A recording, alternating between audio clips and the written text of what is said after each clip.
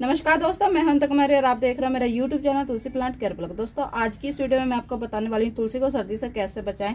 ये सामने जो आप तुलसी देख रहे हो दोस्तों, इसकी मैंने 2 हफ्ते पहले कटिंग कर दी थी। 2 हफ्ते पहले कटिंग करने की वजह से आप इसकी ग्रोथ को देख सकते हैं। इसमें मैंने कुछ फर्टिलाइजर, होममेड फर्टिलाइजर यूज किए और उसकी वजह से आप देख सकते हो कि इसकी जो पत्तियां हैं कितनी बड़ी बड़ी हैं और नई नई ब्रांचेस की निकल रही हैं। और इसमें जो भी फर्टिलाइजर वगैरह मैं यूज करती हूँ मैं अपने चैनल पर शेयर करती रहती हूँ। अगर आप देखना चाहते हो तो आप मेरे चैनल को सब्सक्राइब कर लीजिए। आज का जो फर्टिलाइजर है वो मैं आपको बताने वाली हूँ। उससे क्या होगा कि सर्दी में जो तुलसी है कोहरे की वजह से सूख जाती है। क्या होता है कि कोहरा जो पड़ता है ना, तो वो कोहरा मिट्टी में पड़ता है। मिट्टी में पड़ने की वजह से जड़ें जो है इसकी ठंडी हो जाती है। ठंडी होने की वजह से धीरे धीरे जो तुलसी का पौधा है वो सूखना शुरू हो जाता है। आज मैं आपको एक ऐसा फर्टिलाइजर बताने वाली हूँ। इस फर्टिलाइजर को तुलसी में डालने से ये फायदा होगा कि आपकी तुलसी की जो जड़ें हैं वो गर्म रहेंगी, मिट्टी है वो गर्म रहेगी नेचुरली तरीके से, और आपकी जो तुलसी का पौधा है सूखेगा भी नहीं और ग्रोथ भी करेगा। उस पर नई नई ब्रांचें भी आएंगी। वो फर्टिलाइजर है ये, आप देख सकते हो।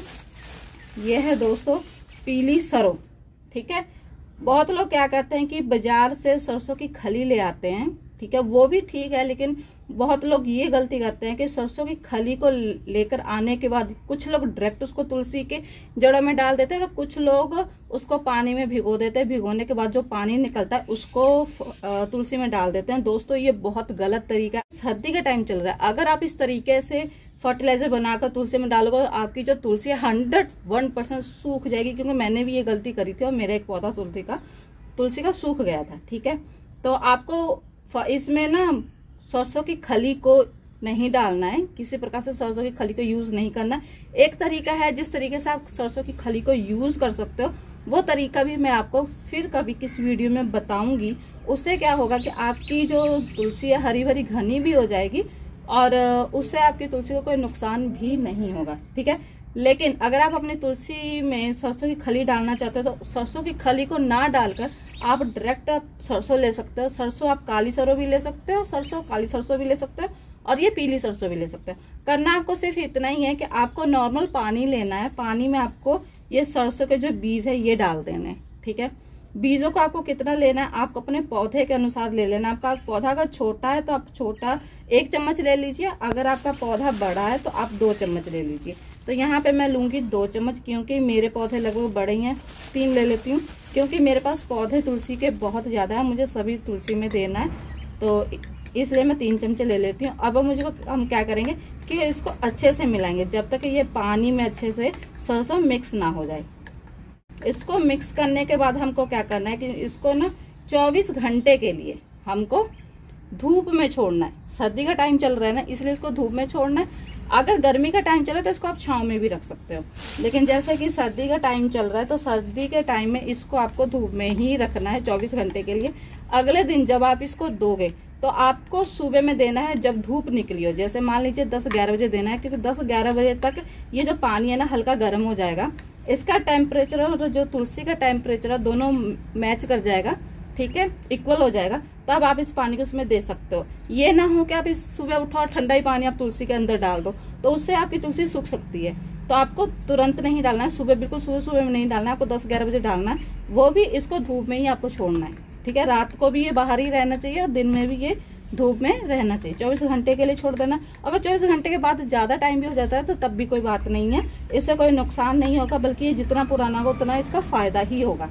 अब हमको अगले दिन सुबह में देना कैसे है ये मैं आपके साथ शेयर करूंगी। ये देखिए, ये तुलसी और इसकी ग्रोथ को आप देख सकते हो। और 2 हफ्ते पहले मैंने इसकी कटिंग करी थी। कटिंग करने की वजह से आप इसकी ग्रोथ को देख सकते हो कि इसकी ग्रोथ कैसी है। बिना किसी रीजन की इसकी कटिंग नहीं करनी है। मैंने इसकी कटिंग इसलिए की, वैसे तो इन दिनों में कटिंग करती नहीं हूँ। इसकी कटिंग मैंने इसलिए की थी क्योंकि ये पूरे पौधे में कीड़े लग गए थे, बहुत ज्यादा कीड़े लग गए थे, जिसकी वजह से मैंने सभी पत्तियों को ही कटिंग के द्वारा हटा दिया था।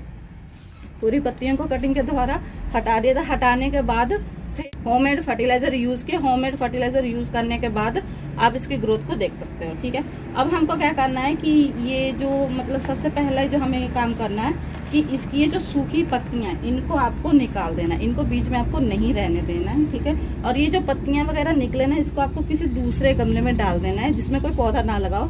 अगर आप किसी गमले में खाद बना रहे हो तो उसमें आप ये एक्स्ट्रा जो निकल रहा है इसको डाल सकते हैं, क्योंकि अभी तो फिलहाल मैं इसको यहीं रखूंगी और थोड़ी देर के बाद जिस गमले में मैं खाद बनाती हूँ उसमें डाल दूंगी। इसकी अच्छे से हमको सफाई कर लेनी है।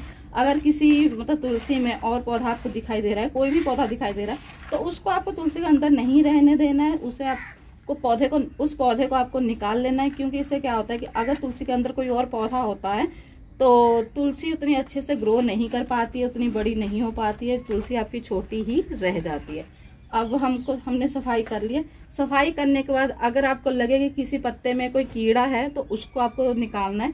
जो पत्ते पीले हैं उसको ना निकालिएगा, जिसमें कीड़ा हो वही निकालना है। उसके बाद आपको ये जो मंजरियां आपको दिखाई दे रही हैं, 1-2 मंजरियां, क्योंकि सर्दी में उतनी मंजरियां आती नहीं है, लेकिन जितनी भी मंजरियां आपको दिखाई दे उन मंजरियों को आपको निकाल लेना है। अब दोस्तों क्या करना है, हमको करनी है हल्की सी गुड़ाई।